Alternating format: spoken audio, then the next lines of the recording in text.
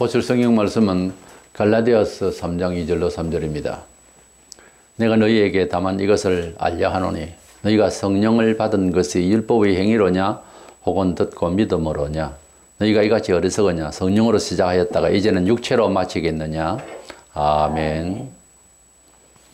우리 기독교 신앙은 어떤 다른 종교와 같이 제사를 드리는 제의적인 것이나 아니면 교리적으로 또 도리를 따라서 하는 유학적 사상이거나 혹은 캐톨릭처럼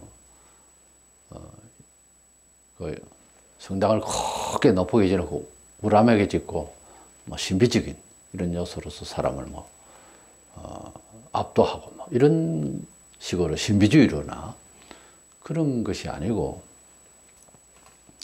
매우 하나님께 우리 양심적으로 또 예수님이 지상에서 비춰지는 성경에 있는 그 인격을 닮아서 서로 소통하려고 하고 닮으려고 하는 매우 체험적이고 매우 인격적이고 그런 것입니다. 기독교 신앙을 교회 다니는 이런 종교로서 기독교 스스로나 남이 그렇게 생각해서는 안 됩니다. 우리는 우리 기독교 오기 전에 예수님께서 오셔서 호통을 치시고 그리고 끝내 국가적으로 멸망을 받았던 이스라엘의 그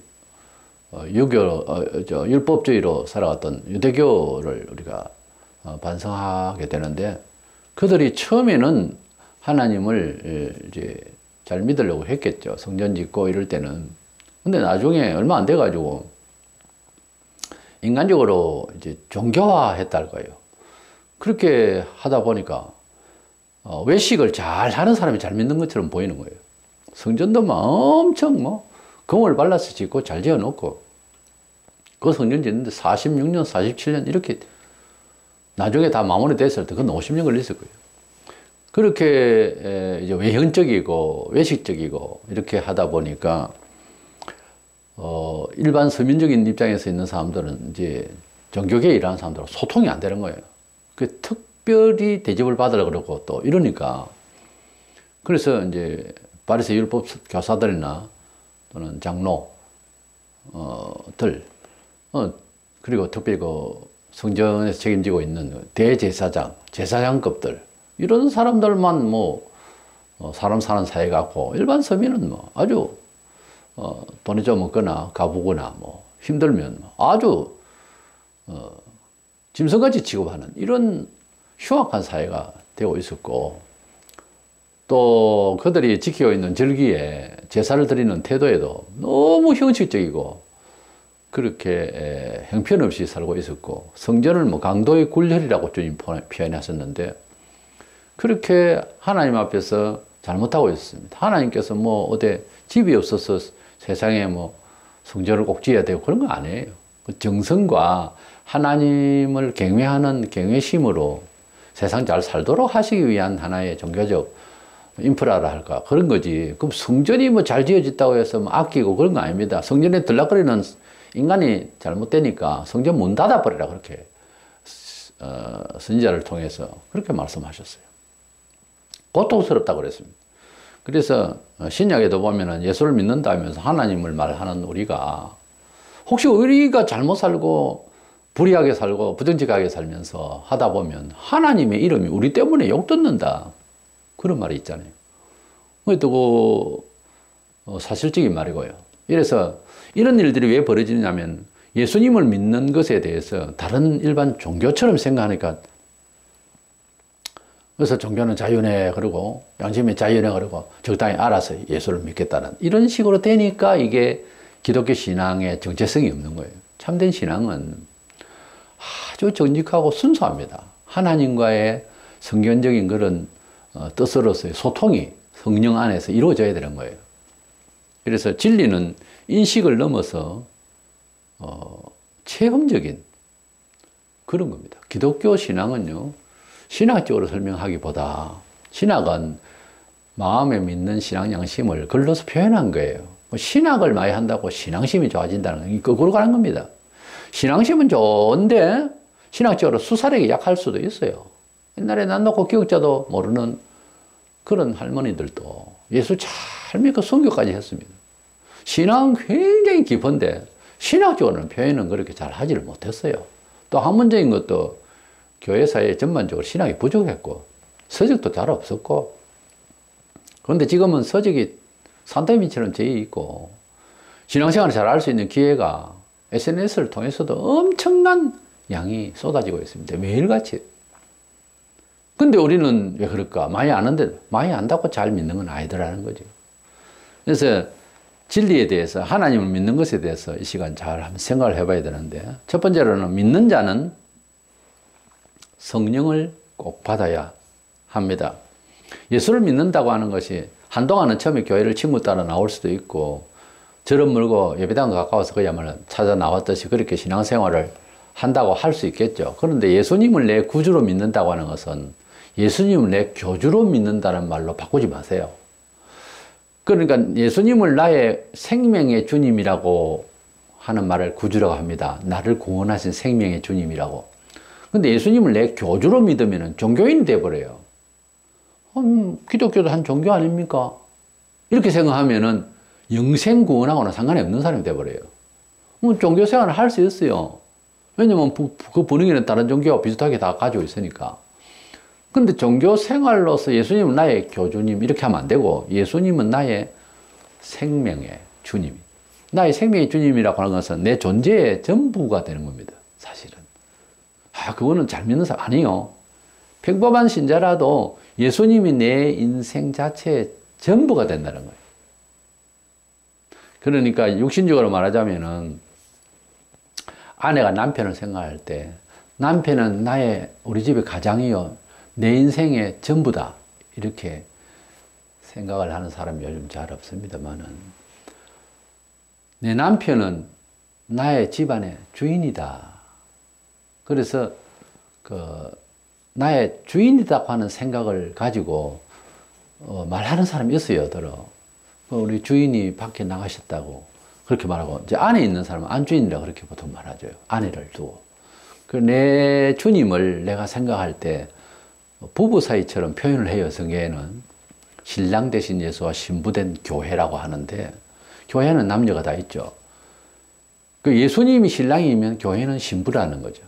이것을 사전적 의미로 정확하게 말해서 한 남편의 한 아내인 입장에서 참된 부부관을 가지고 있는 사람이 이 말을 인정할 수 있는 말이겠죠. 요즘처럼 성문화가 이상하게 돼가고 있는 이런 때는 말이 안 되겠지만은, 나의 남편은 오직 이분이다, 이렇게 하고 사는 것이 정상이에요. 이걸 좀 비약하자면은, 다른 남자도 내 남편이 될 수 있고 내 즐기는 대상이 될 수 있다, 이래 돼버리면은 예수도 믿어도 되고 다른 종교도 믿어도 된다 하는 말하고 이제 그게 동등한 이야기가 되는 거죠. 그래서는 안 되겠죠. 오직 예수님만 나의 남편이다, 오직 예수님만 나의 생명의 주다, 이렇게 믿는 것이 성령께서 우리 마음속에 정말로 신이 내려서 주의 영이 우리에게 예수를 바르게 인식하게 하고 믿게 한 참 믿음입니다. 그렇지 않으면 안 돼요. 우리가 부부에 대해서도 그렇게 생각해요. 오직 이 사람이 내 처다, 내가 사랑하고 내가 좋아하는 처다. 또 아내는 이 사람이 내가 존경할 수밖에 없는 내 남편이고 우리 집안의 주인이다, 이렇게 생각하는 부부야말로 참 좋은 부부죠. 사실은 그게 정서가 그렇게 안 되고 형편없이 되어 있는 자체가 불쌍한 입장이지, 그렇게 하는 것이 정상적인 부부예요. 일부 일처제로서. 그것을 이렇게 이제 대입을 해보는 거죠. 예수님이 나의 생명의 주님이냐, 다른 종교도 있으니까 인정하느냐, 이 문제거든요. 예수님만이 나의 생명의 주님이라고 하는 것을 믿는 것은 여러 복음의 증명을 드려야 되겠습니다만, 일단은 하나님의 신이 임해야 되는 거예요. 하나님 성령이 우리에게 그렇게 이해하게 해줘야 되는 거예요. 고린도전서 12장 3절에 보면은 성령으로 아니하고는 누구든지 예수를 주시라 할 수 없다 그랬거든요. 여기 본문에 보면 성령을 받은 것이 율법의 행위로냐 혹은 듣고 믿음으로냐, 이런 말씀이 나와요. 유대인들이 그 외식된 종교 문화에 한참 동안 젖어 있을 때에, 그 전에 대략 우리가 눈으로 볼 수 있는 이사야 시대면 600~700년 전부터 타락하고 있었어요. 완전 타락조로 있는데 갈수록 타락하는 것은 더 심화되거든요, 원래. 더 기하급수적으로 더 더러워진다고요. 어렵고 착하게 하는 것은 굉장히 더 힘들죠. 진도가 늦게 나가죠. 원래 그렇잖아요. 놀기는 쉽고 공부하기는 어렵듯이. 그럼 유대인들이 예수님을 믿고 구원을 받았을 때 성령의 감화를 받았어요. 그래가지고 믿음으로 해석되어지고 믿음으로 반성되어지고 믿음으로 자아를 깨닫게 되고 이렇게 돼가지고 은혜를 받았어요. 그런데 나중에 조금씩 시간이 지나가면서 이 갈라디아에 있는 교인들이 우리가 원래 유대인식으로 폼 잡고 율법적으로 종교 행세하고 하는 그게 더 멋있어 보였는지 자꾸 그쪽으로 가려는 거예요. 또 우리 사람이 예수님을 믿고 은혜를 받을 때는, 그러니까 말하자면 집회를 하거나 특별히 기도 생활을 좀 많이 했거나 은혜를 막 받을 때는 천사가 돼요. 착하고 바르고 어렵고 남을 나보다 낫게 여기고 뭐든지 참고 그렇습니다. 저는 부족합니다. 늘 이러다가 믿음이 수세미 그 안에 액 빠지듯이 다 빠져가 쭈글랑대면 사람이 본래 가지고 있던 제잘난 맛이 튀어나와요. 그래가지고 남보다 자기가 먼저 고달파집니다. 예수님 뜻대로 살기가 상당히 고달파지죠. 이게 이제 문제인데, 이것은 성령님이 말하자면 좀 빠져나간 거예요. 그 능력과 그 인도하심과 그 감동이 약해지면 곤란해요. 그래서 우리는 늘 항상 예수님을 구주로 믿는 것은 이산가족을 만났듯이 신분의식은 바뀌지 않아요. 이제 만났으니까 부자지간에 만났으니까 끝이고 한 번으로 좋게요. 그 다음에 수십 년 동안 바깥 생활하다가 아버지 집에 와서 헤어지지 않고 아버지 밑에서 살고 있던 그 형제들과 함께 융합을 하려고 하면 상당한 시간이 필요해요. 그렇잖아요. 금방 잘 적응을 할 수 있겠습니까? 근데 적응을 하려고 해야 됩니까? 태만해야 됩니까? 적응을 하려고 해야 되잖아요. 그래서 자꾸 적응을 하려고 하는데 참 힘이 들어요. 왜냐하면 바깥 생활에서 아버지를 떠나서 사생활, 이 세상, 험한 세상에서 상처를 너무 많이 받고 이랬기 때문에 그 어려운 환경에서 자기를 지켜놓으라고 얼마나 고집도 많이 생겼고, 이게 이제 아버지 집에서 살아가는 태도는 아닌데 자꾸만 이게 이제 나타나는 거죠. 불쑥불쑥. 자기를 붙들고 있는 거예요. 그래서 이것을 해결하려면은 성령님께서 오셔서 예수님을 구주로 믿는 것도 성령님이 가르쳐 주셔야 천하의 구원받을 이름은 예수밖에 없다. 이것이 확실히 되어져요. 확실해져요. 그렇게 하고요. 참 다 그렇게 살아야 되는데 요즘 세상은 더 어렵지만은 가정도요. 참 자기 남편밖에 모르고 자기 아내밖에 모르는 가족. 어떻게 보면 희귀할 정도입니다. 지금은. 가끔씩 그런 경우에 감동스러운 집안이 있어요. 전에 한번 TV에서 뉴스에서 그런 게 한번 있었는데 아내가 병원으로 일찍 갔어요. 약 사던데 근데 재혼을 할 기회가 돼도 안 하고 그 아내의 그 사랑을 못 잊어서 끝까지 그렇게 지내고 있던데 그거 몇 개월 만에 방송은 아니었어요. 우리가 서로 부부가 그렇게 사랑하고 아끼고 눈물로 사랑하고 이렇게 할 때는 다른 남편, 다른 아내를 저것으로 생각할 수 없잖아요. 우리 예수님을 생각할 때에 예수님을 실컷 믿는다 그러고 그렇게 떠들다가 그냥 뭐 다른 종교나 다른 돈이나 무슨 뭐 다른 어떤 기회가 오면은 그만 마음이 흔들린다면은 예수님이 신랑 대신 예수님이 쳐다보고 신부된 자를 보고 그 정조 없이 그렇게 놀고 있는 사람을 좋아하겠습니까? 아쉽죠. 근데 주님은 감사하게도 다른 종교에 헤매고 거기에 헌신하고 말하자면은 성경적으로는 그 창녀에 비유해요. 간음에 비유하고 사상적으로 간음하고 그렇게 하고 난 뒤에 또 돌아와서 잘못했어요. 신랑 대신 예수님. 그럼 또 받아주세요. 주님은. 참 사람은 그 받아주기 어렵잖아요. 근데 하나님은 받아주세요. 성경적으로 보면 다 받아주셨어요. 어쨌든 오직 나의 신랑은 예수다. 그것이 되어야 된다 이 말입니다. 좀 비약해서 이런 말을 하면 못하지만 육신의 자기 남편은 영원한 남편이 아니라도 예수님은 남편 되시기를 바랍니다. 최소한도. 그렇게 생각하고 예수님을 믿어야 되는 거예요. 이것은 철학적인 인식이나 도량을 넘어선 겁니다. 이것은 어떤 사상이요. 이것은 사상을 또 어떤 뛰어넘은 절대적 가치를 자기가 몸에 지니는 거죠. 그렇게 믿는 것은 성령께서 역사하셔야 돼요. 두 번째로 우리가 그러므로 생각할 것은 성령님의 주장하시고 이끄시고 힘주시는 것을 약화되지 않도록 조심을 해야 되는 거예요. 그렇기 때문에 성령께서는 우리를 거듭나게 하셔서 세상 달리 보게 하시고 예수님을 하나님 아들로 내 죄를 위하여 돌아가 주신 분으로 또 부활하신 성천 부활하신 분으로 그렇게 믿게 하시는 중생 거듭나게 하셔서 하나님을 아버지로 부를 수 있도록 하나님 자녀가 되게 하시는 것도 있지만은 영적으로 일상을 살아가는데 도와주세요. 성령께서 도와주신다. 목사가 옆에서 조달하고 무슨 돈을 가지고 그게 아니고 성령님이 자기 처지, 각자마다 처지가 다른다. 자기 처지에서 똑같이 할 수가 없어요. 처지가 다 달라요. 아기에게 장군의 칼을 맡길 수가 없잖아요. 다 다릅니다. 그런 맡기시는 뜻을 따라서 잘 순종해 나가면 더 크고 더 아름다운 것을 자꾸 맡겨요. 그런데 유대인들이 예수를 믿고 개종이 돼서 그러니까 그래서 회개하고 예수를 믿고 성령으로 시작을 했는데 이들이 자꾸 생각하는 게 육신적이고 인간적이고 그냥 유대 사회에 뭐 밖에만 나가면 그런 게 보이니까 자기 권위 의식을 존경받는 거 좋아하고 뭐 무시하는 거는 못 참고 고발해버리고 그다음에 대놓고 바로 쏘아버리고 이런 식의 삶이 막 그냥 사회생활 일상이라. 근데 예수님을 믿고 원수를 사랑하라 이거 하나님께서 힘주시지 않으면 못 해나갑니다. 목사도 장로도 권사도 교인도 우리가 하나님을 믿지만은 그것을 실행해 나가려면 성령님께서 감화감동해 주시지 않으면은 여지없이 직분하고 관계없이 오래 믿은 연륜하고 관계도 없습니다. 그냥 나옵니다. 인간적인 요소가.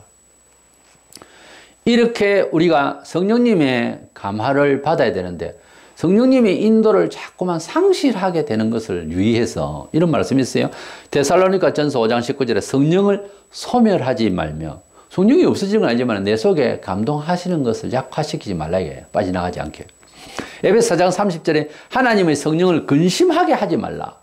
하나님의 성령을 근심한다는 것은 성령이 있는 줄도 모르는 사람한테는 말이 안 되는 얘기지만 성령님이 근심한다는 것은 이런 겁니다.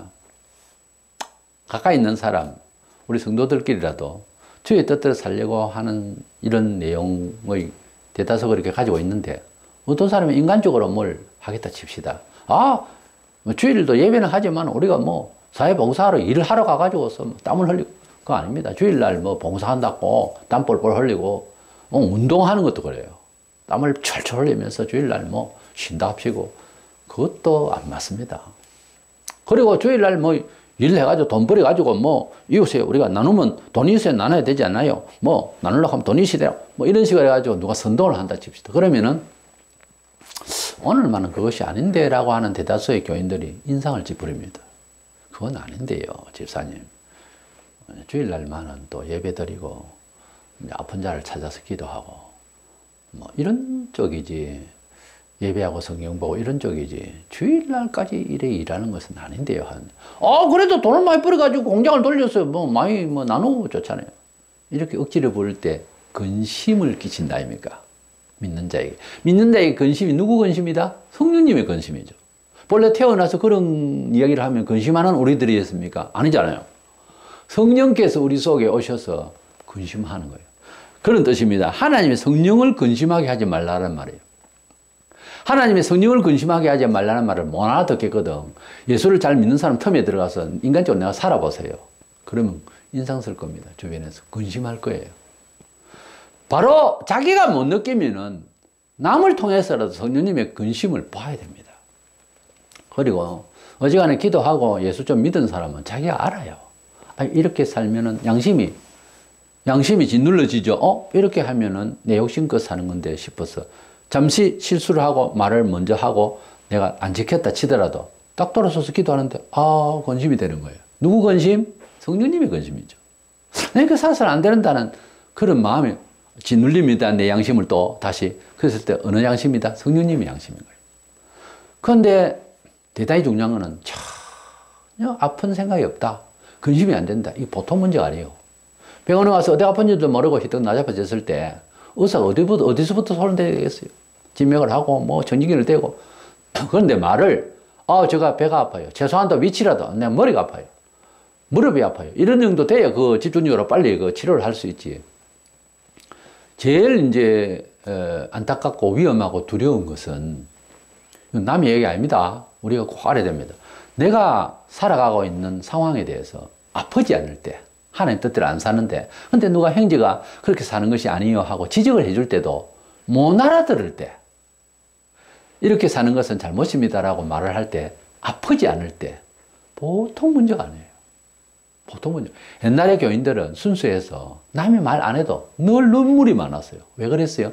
성령을 근심케 한 것을 일주일 동안 회개합니다. 그때 밭농사하고 논농사하고 겨우 농경사인데도 그렇게 눈물이 많았어요. 왜냐하면은 성령께 더 충실히 살라고 하심을 순종하지 않았다는 매 순간들이 생각나서 우는 거예요. 그래서 성령님이 다시 들어오셨어.